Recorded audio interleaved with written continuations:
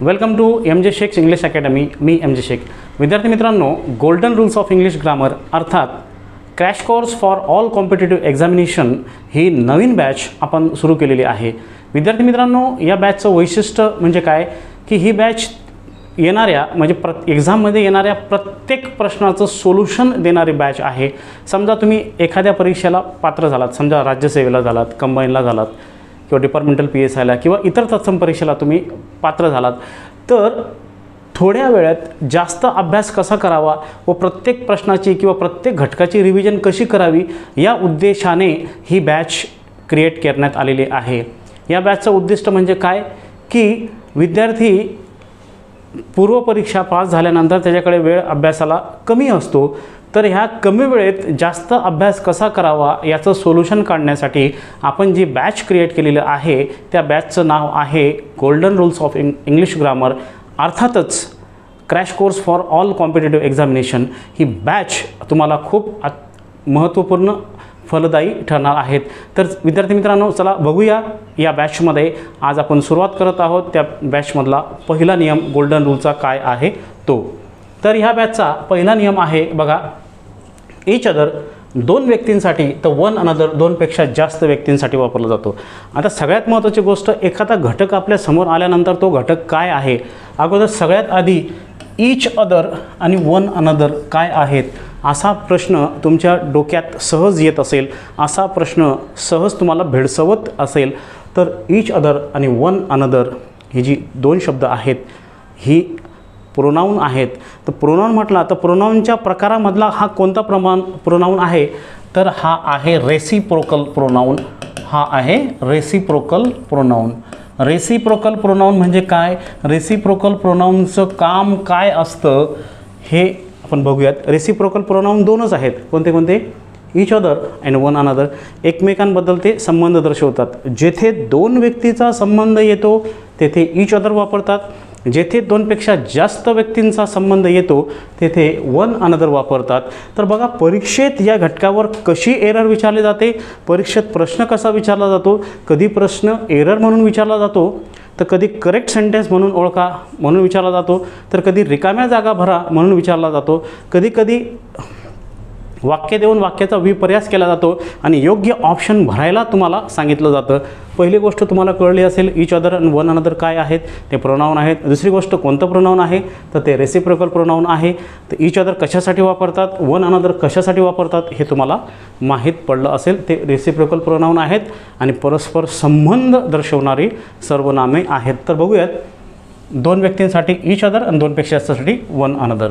तर मित्रांनो बघा, फॉर एक्झाम्पल आपण बघूयात, the two friends quarrelled with each other. म्हणजे बघा, आपण फोकस कुठे करायचा, the two friends quarrelled with each other. Each other म्हणजे दोन व्यक्तींचा संबंध आला तर इच अदर दिलेलं वाक्य बरोबर आहे. लक्षात घ्यायचं, आपण रूल्सवर प्रॉपर फोकस करायचा. Next, they all give gifts to one another. They means more than two आणि या देचा संबंध येतो वन अनदर बरोबर. म्हणजे दोनपेक्षा जास्त व्यक्ती, घटक, वस्तू, पदार्थ असतील तर तिथे काय येतो, वन अनदर. किंवा हा विशेषतः प्रोनाऊन आहेत म्हणजे व्यक्तीबाबतीतील. लक्षात घ्या, इथे they all give gifts to one another. इथे गिफ्ट्स टू पाहिजे बरं का, टी नाही. Gifts to one another, to पाहिजे. हा दोनचा टू झाला, लक्षात घ्या. तर इथे काय पाहिजे, टू पाहिजे. सगळ्यात महत्त्वाची गोष्ट ती लक्षात घ्या. They all give gifts to one another. दोनपेक्षा जास्त व्यक्तींचा संबंध आला तर इथे काय पाहिजे, वन अनदर. ठीक आहे. नेक्स्ट, आता पुढे, तर यामध्ये बघा, फाइंड द एरर. आता एरर याच्यात कशी शोधायची, आपण नेहमी आपल्या रूलवरच फोकस करायचा. रूल हे काय शिकायचे, आपल्या भाषेवर प्रभुत्व येण्यासाठी अगोदर रूल्स शिकायचे. एकदा ग्रामरवर त्या भाषेवर प्रभुत्व आलं आपल्याला की आपल्याला त्या गोष्टीची गरज भासत नाही. मग आपलं माइंडच ॲग्री होत नाही याला कोणता रूल अप्लाय करायचा वगैरे. ऑटोमॅटिक आपलं माइंड आपल्याला सांगतं की नाही हे करेक्ट आहे, हे इनकरेक्ट आहे. जर आपल्या माइंड आपल्याला फिक्स माहीत झाला, आता काय माहीत झालं की इच अदर दोन व्यक्तींसाठी, वन अनदर दोनपेक्षा जास्त व्यक्तींसाठी वापरलं जातं.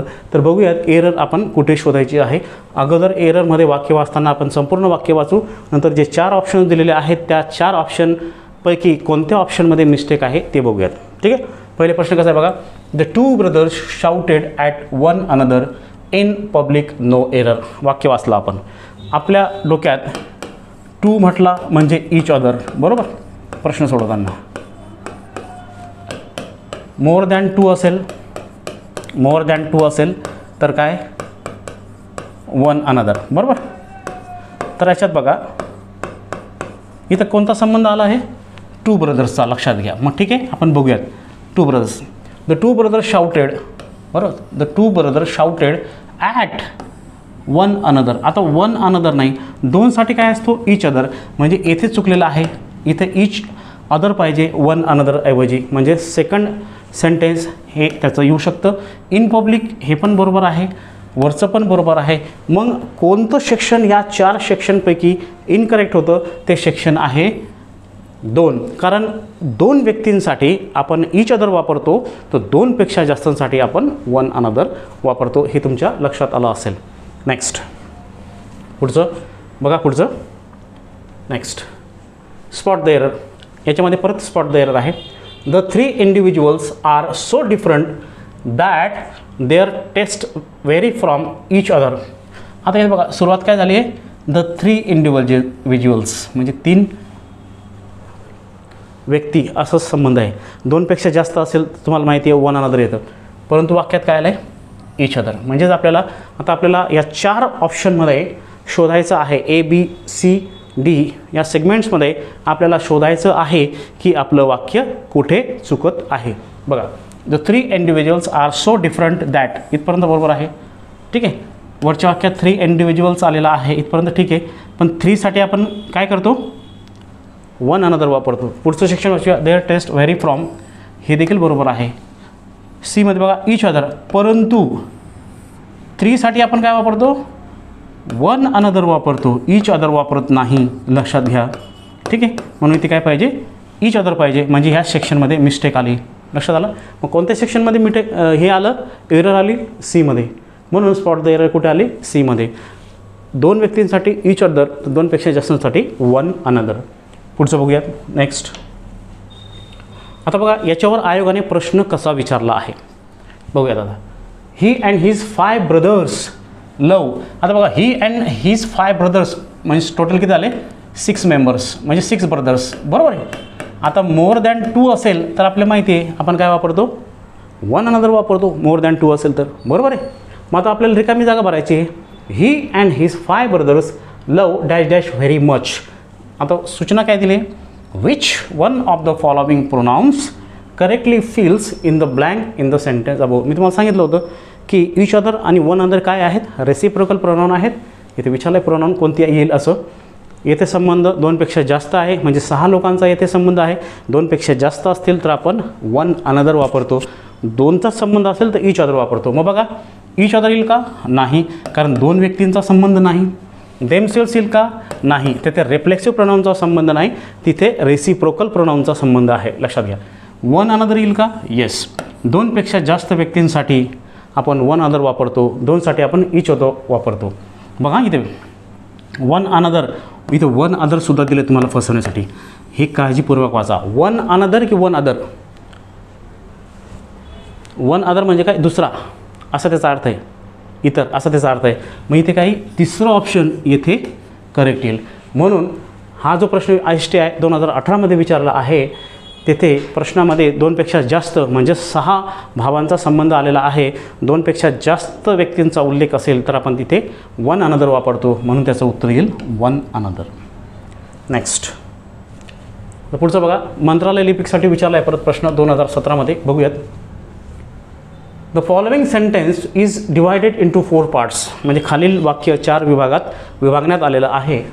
ABCD, one of which contains an error. या ABCD 4 सेक्शनपैकी एका सेक्शनमध्ये कुठेतरी मिस्टेक आहे, म्हणजे एरर आहे.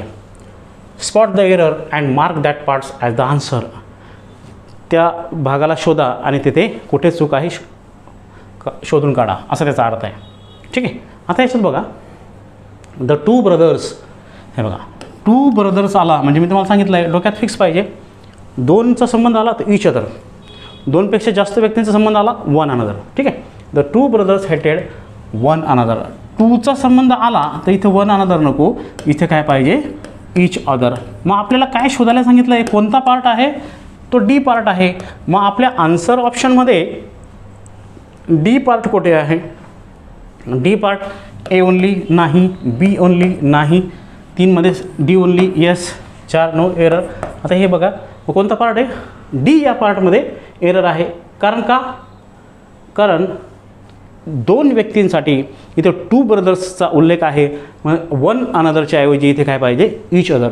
लक्षात आलं. नेक्स्ट पुढे. आता पहिला रूल झाला ईच अदर आणि वन अनदरचा. तुम्हाला कळलं असेल 2 व्यक्तींसाठी ईच अदर, 2पेक्षा जास्त असतील तर वन अनदर. त्याच्यावर आयोगाने कसे प्रश्न विचारले, आपण एरर्स पण घेतले. लक्षात घ्या, या पद्धतीने जर आपण गेलोत ना, रूल, स्पॉट द एरर आणि आयोगाने विचारलेला प्रश्न, तर जगातली तुम्ही कोणतीही परीक्षा द्या, जगातली कोणतीही परीक्षा द्या, विशेषतः भारतातली, बरं का, जगातलं जाऊ देत, भारतातली आपण कोणतीही परीक्षा द्या, म्हणजे आपण म्हणतो आपली MPSC असेल, आपलं असेल MPSC असेल, बरोबर आहे, त्यात PSI STI असिस्टंट असेल, फॉरेस्ट असेल, ॲग्री असेल, क्लर्क असेल, तलाठी असेल, सरळ सेवेची कोणतीही असेल, SSC असेल, बँकिंग असेल, CDS असेल, NDA असेल, स्टाफ सिलेक्शन असेल, वॉटेवर ज्याही एक्झाम असतील बँक, त्या सगळ्या तुम्ही दिल्या. आणि हा रूल जर तुम्हाला माहीत असेल, जो आपण बघितला पहिला, तर तुमचं उत्तर चुकूच शकत नाही, ही माझी गॅरंटी. आलं का लक्षात. फक्त प्रॉपरली काय करायचं, तो रूल काय आहे, त्याला एररमध्ये कसं अप्लाय करायचं, आणि आपण आयोगाचे प्रश्न सोडवताना ते कसं लक्षात घ्यायचं, की पाहता बरोबर तुमच्या लक्षात आलं पाहिजे, नाही नाही इथे मिस्टेक आहे. लक्षात आलं. नेक्स्ट सेकंड रूल बघा. रूल नंबर 2 काय म्हणतो, जेव्हा 2 सब्जेक्ट्स, म्हणजे जेव्हा 2 करते, सब्जेक्ट्स म्हणजे काय, करते, with, along with, together with, all together with, besides, in addition to, accompanied by, controlled by, dominated by, governed by, guided by, headed by, run by, led by, but, rather than, including, excluding, except, and not, like, unlike, no less than, as much as ने जोडली गेली असतील तर येणारे क्रियापद पहिल्या कर्त्यानुसार घेतले जाते. म्हणजे लक्षात घ्या, ही जी कंजंक्शन्स आहेत यांच्यामध्ये काय येणार, या हे 2 कर्त्यांच्यामध्ये येणार, पहिला कर्ता आणि या कंजंक्शन नंतर येणारा दुसरा कर्ता, बरोबर आहे, किंवा या शब्दानंतर येणारा दुसरा कर्ता. मग क्रियापद म्हणजे am, is, are, was, were, एकवचन की अनेकवचन, ते कसं भरायचं. तर याच्यामध्ये जे 2 कर्ते येतात, जो पहिला कर्ता येतो, कोणता येतो, जो पहिला कर्ता येतो, पहिला कर्ता कोणता आहे, जो पहिला, म्हणजे तो एकवचनी असेल तर एकवचनी क्रियापद देणार, तो अनेकवचनी असेल तर अनेकवचनी क्रियापद देणार. आपल्याला कळायला पाहिजे अगोदर कर्ते म्हणजे काय, एकवचनी कर्ते कोणते, अनेकवचनी कर्ते कोणते, अगोदर ते आपल्याला कळायला पाहिजे. म्हणजे फॉर एक्झाम्पल बघा, यामध्ये जर तुम्ही जर बघितलं, यामध्ये जर तुम्ही बघितलं की, ठीक आहे, यामध्ये जर तुम्ही बघितलं की एकवचनी करते कोणते, अनेकवचनी करते कोणते. आता बघा, आता मी म्हणतो बघा, याच्यामध्ये आता ही, शी, इट, बरोबर, राम, गोविंदा, बरोबर आहे, बर्ड, हां, पेन्सिल, बरोबर आहे, पेन, गव्हर्नमेंट,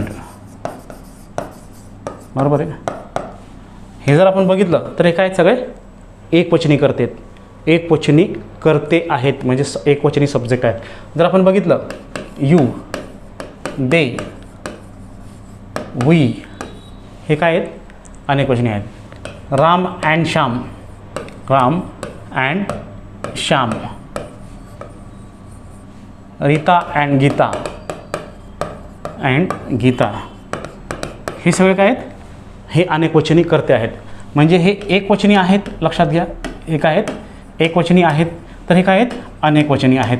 तर लक्षात घ्या, एकवचनी करते, अनेकवचनी करते, बरोबर आहे. आता हे जर आपण याला म्हटलं तर याच्यानंतर क्रियापद कोणते, is, was, has, does.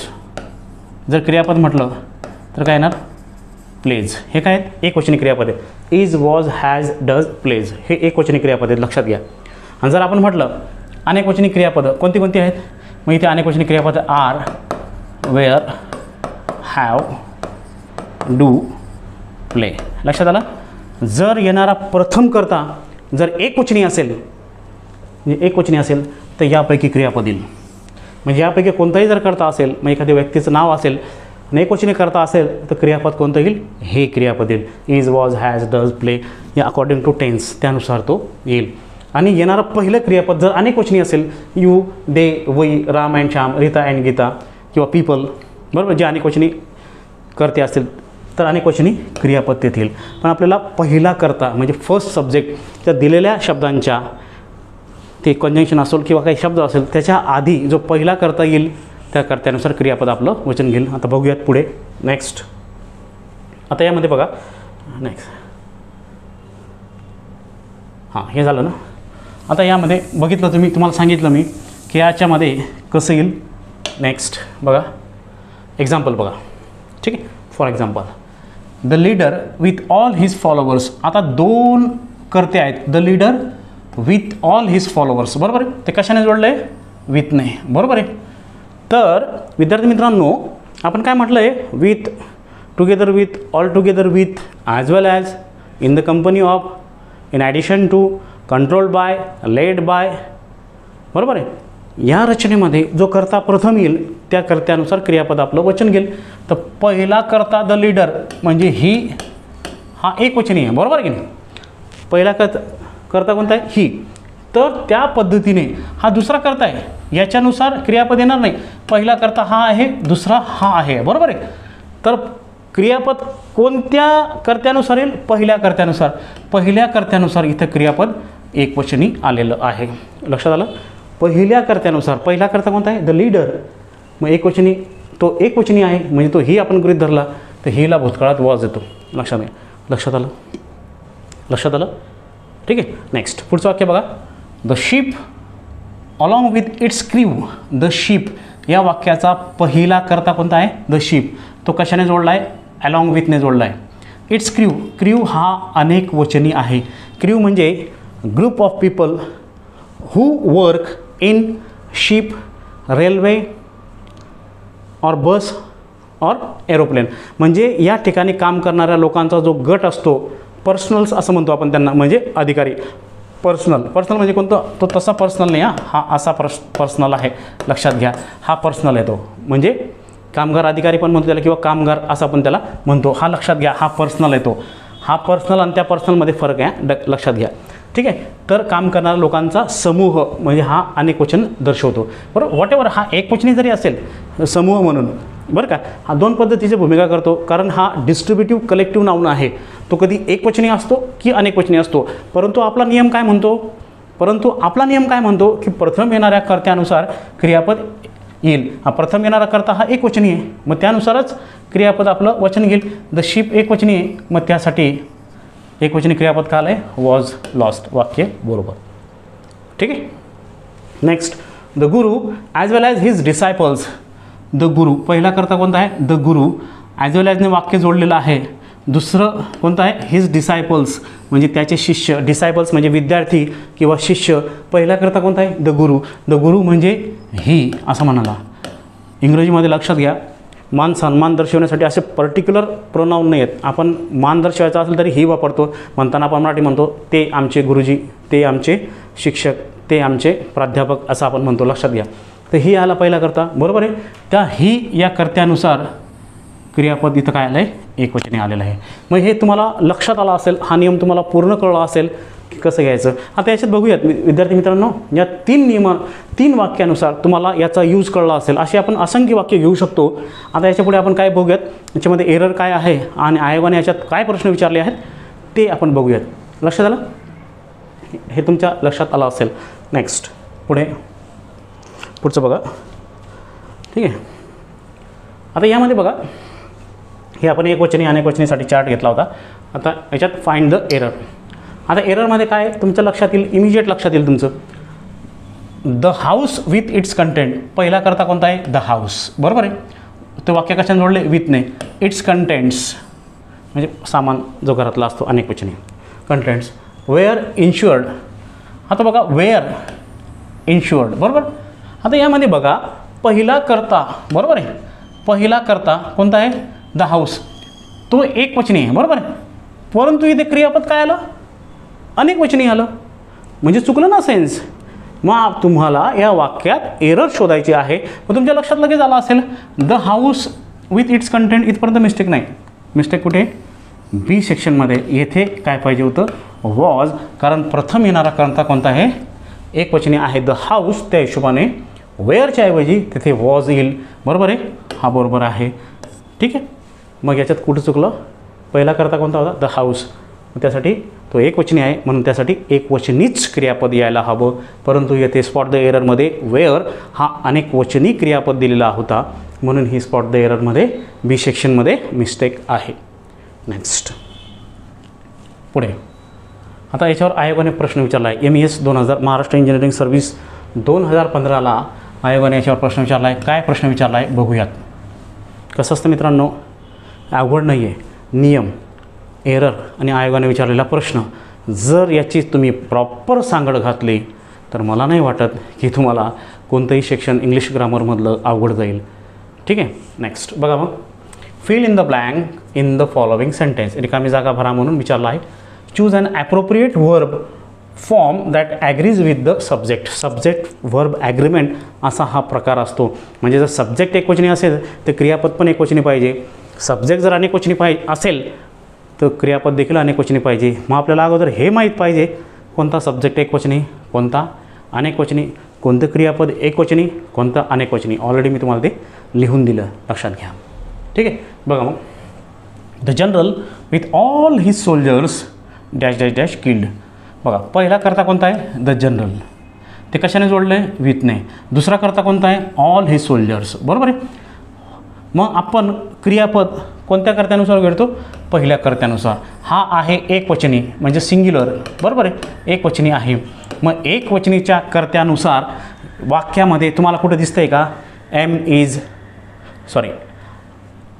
Is, was, has, does यापैकी काही दिसतंय का तुम्हाला. हे बघा, हॅव बीन, वेअर, आर ही अनेकवचनी क्रियापद आहेत. हॅज बीन हे एकच वचनी क्रियापद आहे, बरोबर आहे ना. म्हणजे the general with all his soldiers has been killed, बरोबर आहे. या वाक्याचा अर्थ असा आहे जनरलसह त्याचे सैनिक देखील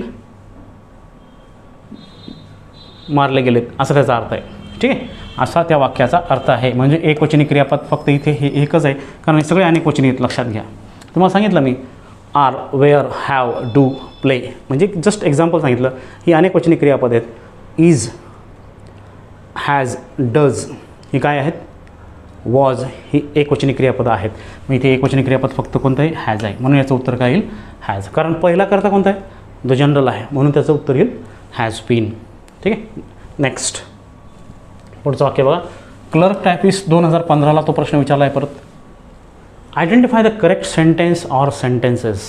लक्षात घ्या, म्हणजे अशी जर सूचना असेल त्याचा अर्थ असा असतो एकापेक्षा जास्त वाक्य याच्यात करेक्ट आहेत का ओळखा, असा त्याचा अर्थ आहे. The minister accompanied by his officers is visiting the town tomorrow. आता हे बघा, द मिनिस्टर्स हा पहिला कर्ता, तो आहे सिंग्युलर, बरोबर आहे, म्हणजे एकवचन. अकंपनीड बाय ने हे वाक्य जोडलं आहे. त्याच्यानंतर दुसरा कर्ता अनेकवचनी आहे, बरोबर आहे, ठीक आहे. पण प्रथम कर्ता कोणता आहे, सिंग्युलर, द मिनिस्टर. त्या हिशोबाने एकवचनी क्रियापद आलं आहे का, आलं आहे, इज, बरोबर आहे. म्हणजेच हे वाक्य बरोबर आहे. लक्षात, तेच शोधायचं आपण, दुसऱ्या गोष्टी शोधत बसायचं नाही. जो नियम आहे त्याच्यावरच एरर आहे का ते बघायचं, त्याच्यावरच आयोगाने प्रश्न विचारला आहे का ते बघा. हे सेक्शन वाईज आपण खूप चांगल्या पद्धतीने टाकलं आहे, म्हणजे जेणेकरून तुम्हाला त्या गोष्टीचा इतका फायदा होईल. जर तुम्ही ही बॅच अटेंड केली मित्रांनो, तुम्ही तुम्हाला चॅलेंज सांगतो, तुमचा ग्रामरचा अभ्यास झालेला असेल, तुम्ही वाचलेले असेल, पण एक आपल्याला आपल्या अभ्यासाला निश्चिती मिळवण्यासाठी ही बॅच नक्कीच तुम्ही जॉईन करा. एक प्रमोशन म्हणून मी बोलत नाही, पण तुमचा 1-2 मार्काने तुमची पोस्ट जाते, ती जाऊ नये हा त्याच्यात उद्देश आहे, ठीक आहे. तसंही आपण गरजवंत विद्यार्थ्यांना मदत करतच असतो, बरोबर आहे. तर दुसरं पहिलं वाक्य हे बरोबर आलं या नियमानुसार, बरोबर. Each of the employees was given a bonus. आता बघा, आपण या नियमाबद्दल बोललो होतो. म्हणजे मी प्रश्न कसे टाकले आहेत त्या, समजा फाइंड द आउट एररचे 4 प्रश्न असतील, म्हणजे आयोगाने 4 ऑप्शन दिलेले असतील, ते 4 प्रश्न 4 ऑप्शन दिले असतील, त्याच्यात जरी एक असला तरी आपण तो घेतलेला आहे. बाकीही आपण चर्चा करूयात. बाकी जे आहेत त्याचीही चर्चा करूयात, कारण आपला उद्देश काय आहे, सगळं कव्हर करणं. ठीक आहे. आता याच्यामध्ये बघा, each of the employees was given a bonus.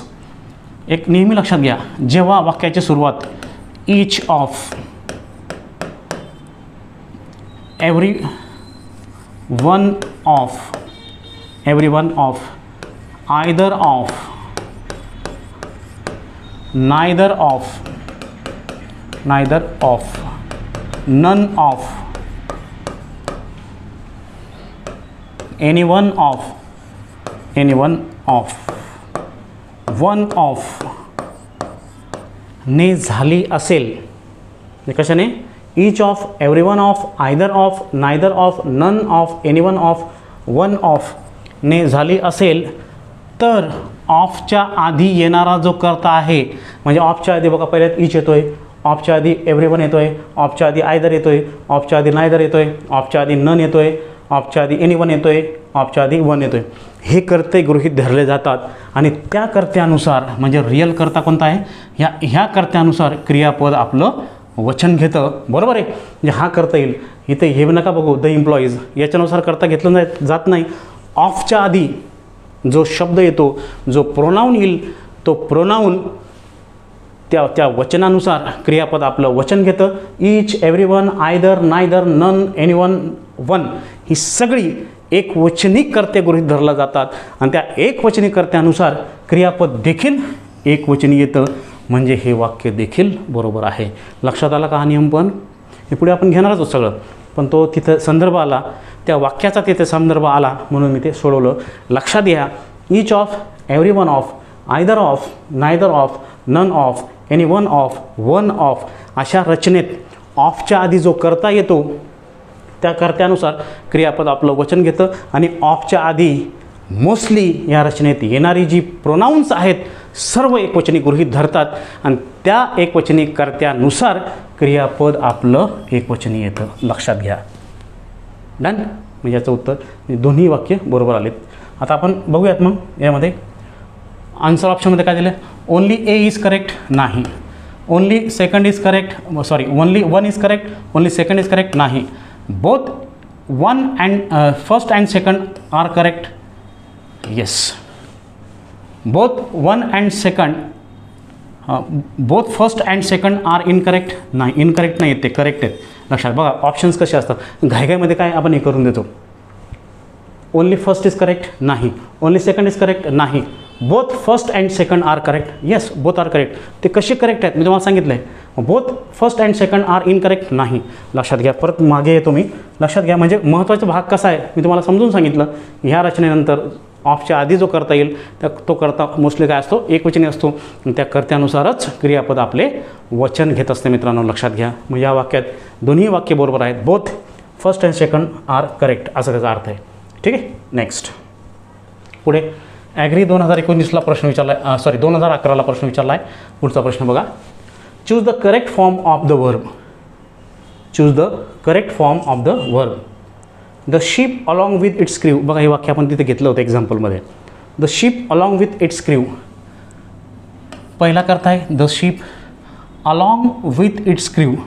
वाक्य कशाने जोडलं आहे, अलॉंग विथ इट्स क्र्यू. बरोबर आहे.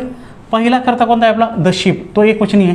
त्या एकवचनी कर्त्यानुसार येथे क्रियापद एकवचनी यायला पाहिजे. मी तुम्हाला सांगितलं होतं एकवचनी क्रियापद इज, वॉज, हॅज, डज यापैकी काही दिसतंय का तिथे बघा बरं. वेअर आणि वॉज, फक्त वॉज उत्तर आहे. आता काही विद्यार्थ्यांना वाटत असेल सर मस्ट आणि नीड, तर विद्यार्थी मित्रांनो लक्षात घ्या. मॉडल ऑक्झिलरी हे एकवचनी आणि अनेकवचनी दोन्ही कर्त्यासोबत येतात म्हणून त्यांना, आता इंग्रजीमध्ये कसे आहेत एकवचनी क्रियापद, अनेकवचनी क्रियापद. बरोबर आहे. हे कॉमन यांना आपण काय म्हणतो, मॉडल ऑक्झिलरी. बरं का. आता लक्षात घ्या. जेवढेही मॉडल ऑक्झिलरी आहेत 13. बरोबर. म्हणजे शाल, should, will, would, can, could, may, might, must, need not, dare not, ought to हे 13 झालेत. Did, had. बरं का. हे जे आहेत यांना कॉमन व्हर्ब म्हणतात. काय म्हणतात, कॉमन व्हर्ब. कॉमन व्हर्बचा अर्थ काय होतो माहिती आहे का.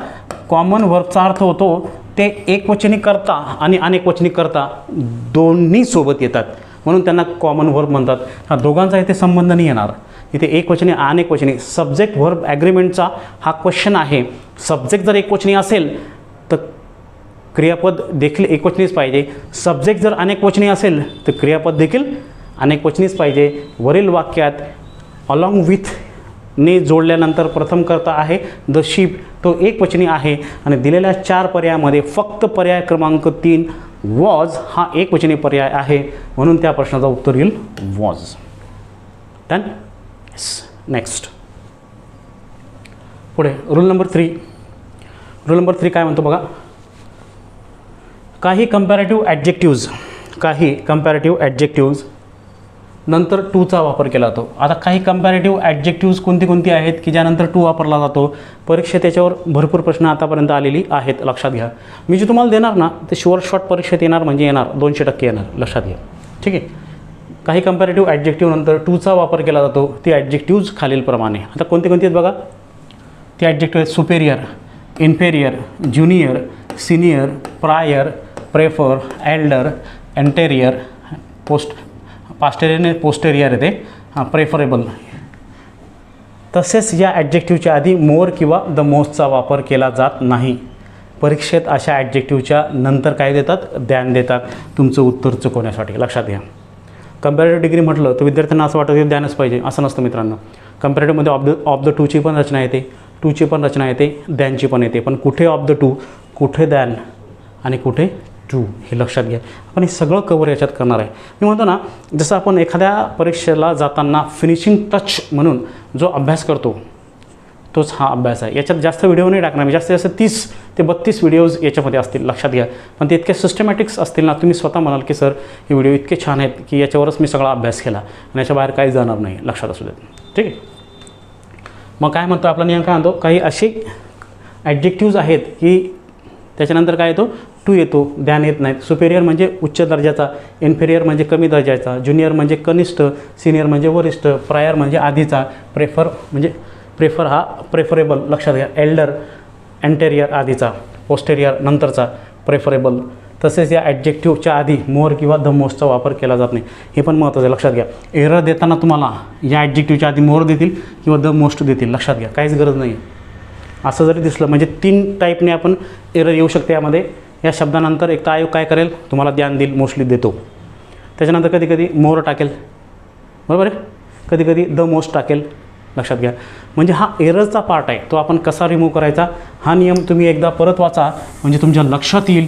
नियम जरी व्यवस्थित वाचला आणि त्यानंतर जी दिलेली एरर तुम्ही व्यवस्थित केली तर मला नाही वाटत की तुमचं उत्तर चुकेल असं. ठीक आहे ना, लक्षात आलं. बघा मग आता याच्यात एरर बघूयात आपण. आपलं म्हणणं काय, दिलेले शब्द आहेत कोणते, senior, junior, superior, inferior, anterior, posterior, preferable, Elder. यानंतर काय येईल, टूच येणार, द्यान येणार नाही.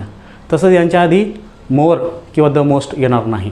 परीक्षेत काय देतात, मोस्टली या शब्दानंतर द्यान देतात, लक्षात. आता रिसेंट जी परीक्षा झाली त्याच्यातही याच्यावर प्रश्न विचारला होता. वाक्य बघा, Ram is senior to Shyam in college.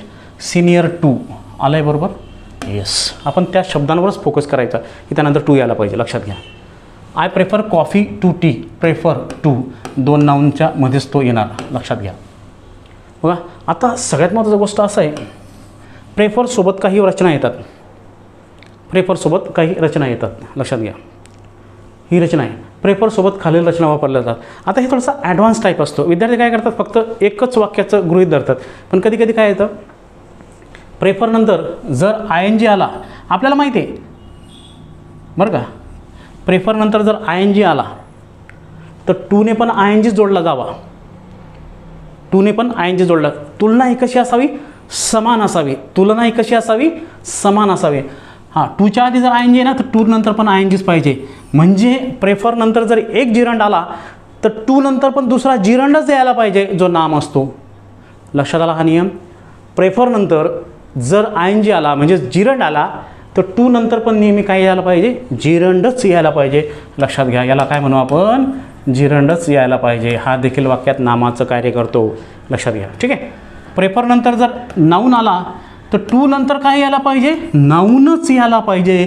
इथे ॲडजेक्टिव्ह येता कामा नये, इथे प्रोनाऊन येता कामा नये. नाऊन नंतर noun plus two plus noun. लक्षात आलं. Comparison should be always same in same content. बरोबर. प्रेफर नंतर जर प्रोनाऊन आला तर टू नंतर पण काय यायला पाहिजे, प्रोनाऊनच यायला पाहिजे. लक्षात घ्या.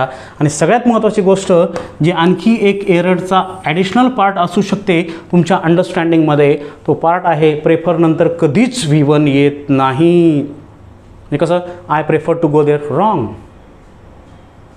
प्रेफर नंतर एक तर नाऊन येणार, एक तर ॲडजेक्टिव्ह येणार, प्रोनाऊन येणार किंवा ING फॉर्म येणार. लक्षात घ्या. लक्षात आलं. नेहमी लक्षात घ्या. ठीक आहे. हा पार्ट एकदा परत वाचा म्हणजे तुमच्या लक्षात येईल मित्रांनो.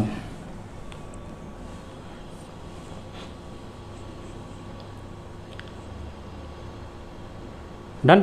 नेक्स्ट पुढचं बघूया. आता यामध्ये बघा कंबाईन 1997मध्ये प्रश्न विचारला याच्यावर. Choose the correct sentence. Choose the correct sentence. आपला फोकस कसा असावा. कोणती शब्द सांगितले होते मी एकदा परत रिवाइज करतो.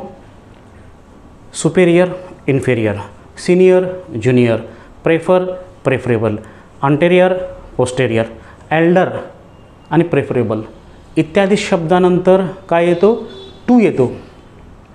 या शब्दाच्या आधी मोर किंवा मोस्ट येत नाही आणि प्रेफर नंतर V1 वापरत नाहीत. एवढं जरी तुम्ही लक्षात घेतलं तरी हे वाक्य तुम्हाला सहज ओळखता येईल. तर बघा, चूज द करेक्ट सेंटेन्स. हे 4 ऑप्शन दिले आहेत. या 4पैकी कोणतं करेक्ट आहे. आता 4चे 4 मी एक्सप्लेन करतो. लक्ष द्या. You should prefer. प्रेफर बरे. You should prefer poverty than dishonesty. 2 नामात तुलना आहे पण प्रेफर नंतर टू येतो, दॅन येत नाही. बरोबर आहे. म्हणजेच हे वाक्य चुकलं. पॉवर्टी आणि डिसऑनेस्टी हे 2 ॲब्स्ट्रॅक्ट नाऊन आहेत. बरोबर आहे. लक्षात घ्या. चुकलं आहे. One should prefer poverty to dishonesty. Poverty to dishonesty prefer नंतर टू येतो. हे वाक्य बरोबर आहे. 2 नाम जोडली आहेत. मी सांगितलं ना, तुलना समान असावी.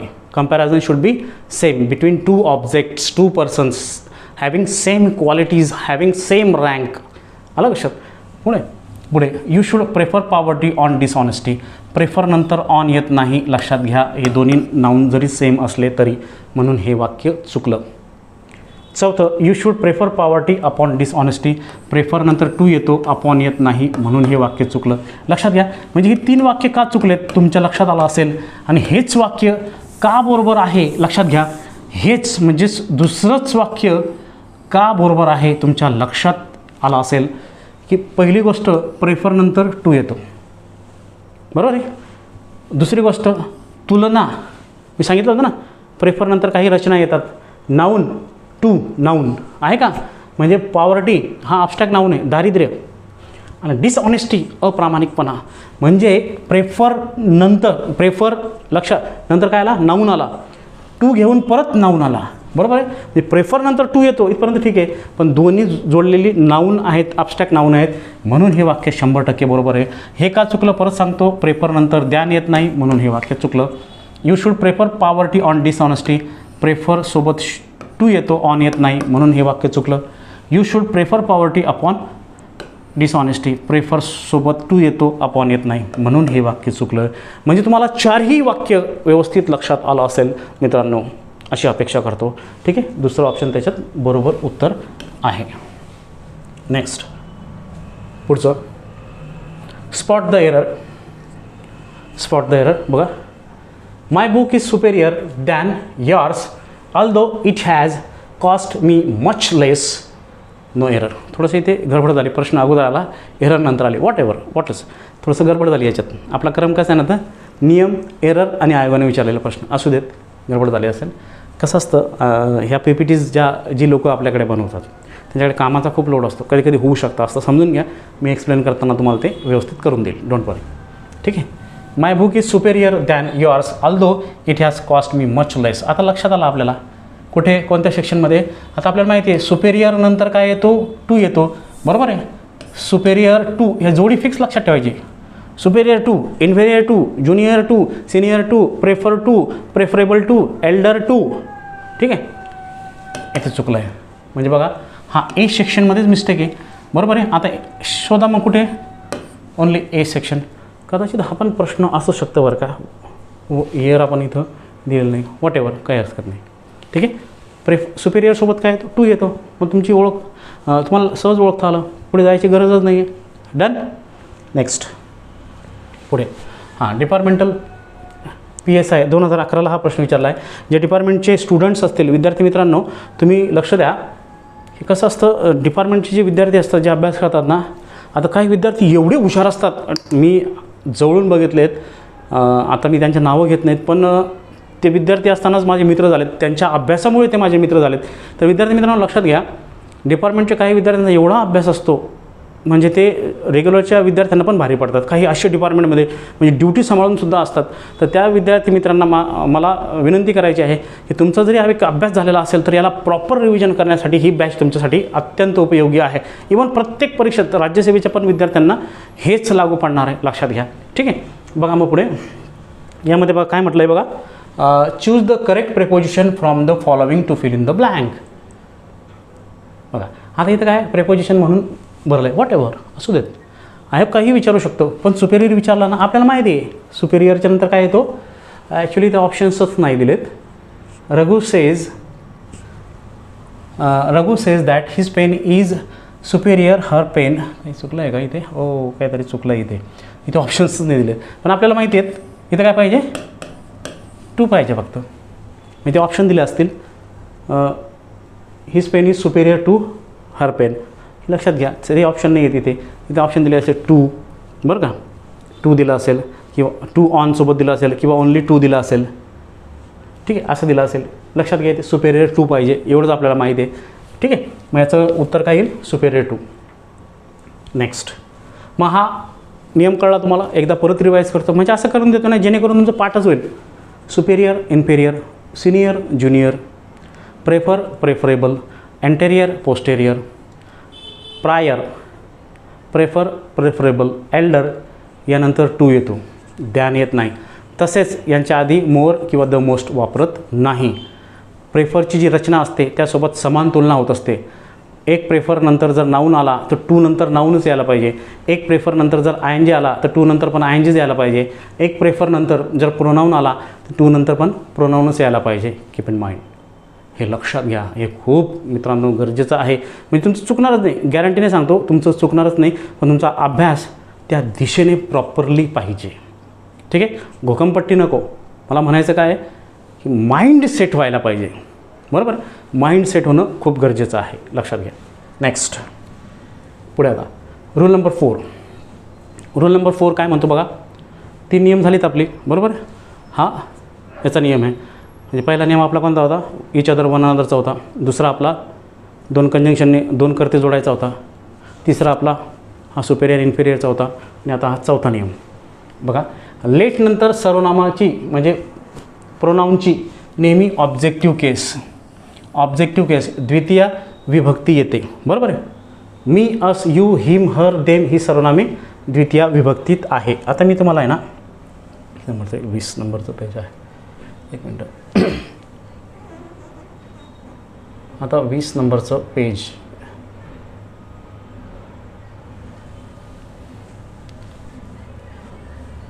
ठीक आहे. आता मी तुम्हाला अगोदर केस काय असतात, नॉमिनेटिव्ह केस, मला मराठीत आपण काय म्हणतो, प्रथमा विभक्ती, बरोबर आहे. प्रथमा विभक्ती ही कोणाची असते, कर्त्याची असते, लक्षात घ्या. ऑब्जेक्टिव्ह केस, बरोबर, ऑब्जेक्टिव्ह केस याला म्हणतो आपण द्वितीय विभक्ती.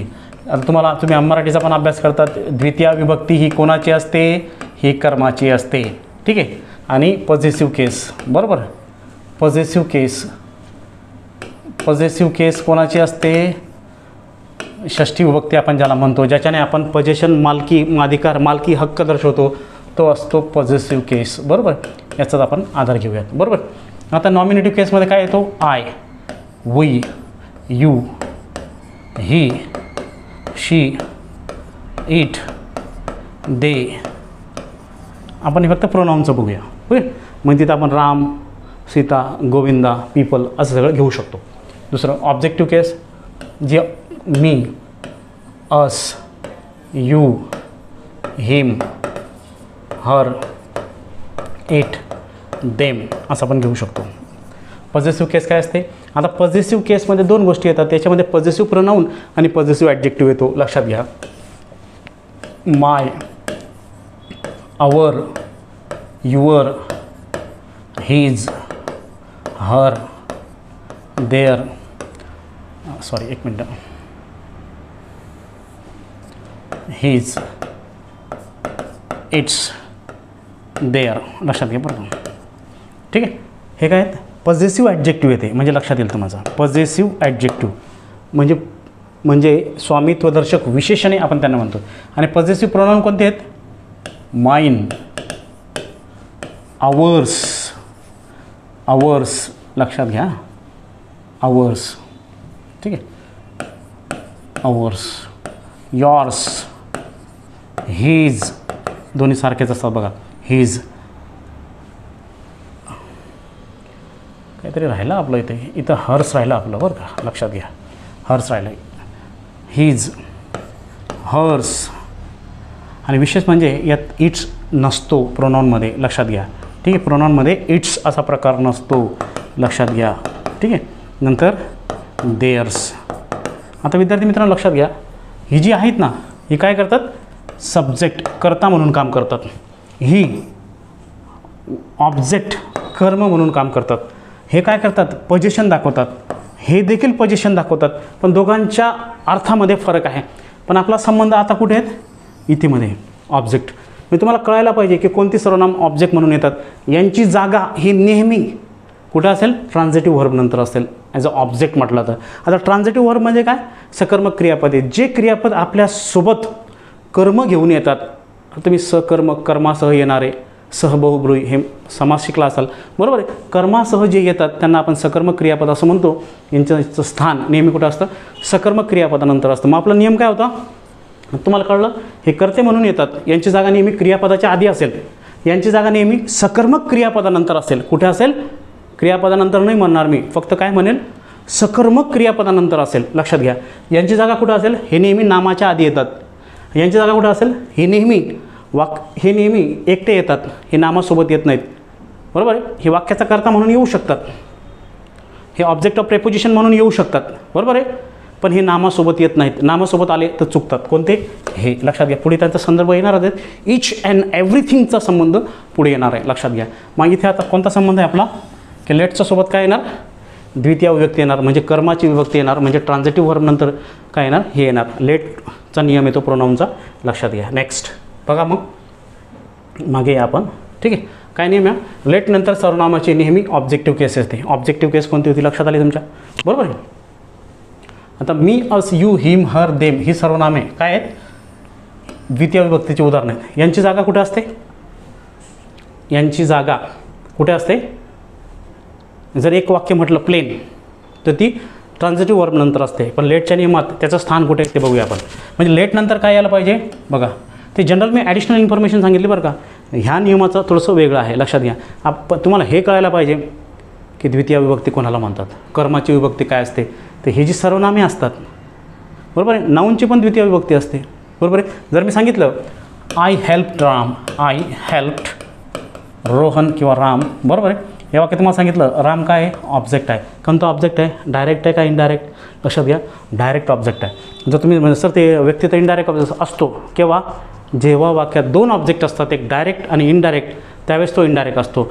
जर व्यक्ती वाक्यात एकटा ऑब्जेक्ट म्हणून येत असेल तर तो डायरेक्ट ऑब्जेक्टच गृहीत धरला जातो. तो इनडायरेक्ट तेव्हाच असतो जेव्हा वाक्यात दोन ऑब्जेक्ट येत असतात, डायरेक्ट इनडायरेक्ट. आलं का लक्षात? ठीक आहे. नेक्स्ट म्हणजे हा राम आहे तर ऑब्जेक्ट आहे, हा सुद्धा द्वितीय विभक्तीत आहे. लक्षात घ्या. हे पुढे बघणार आहेत आपण. खूप डिटेलमध्ये पोर्शन आहे हा. म्हणजे क्रॅश कोर्स म्हटला म्हणजे इच अँड एव्हरीथिंग द्यावं लागतं. Keep in mind. ठीक आहे.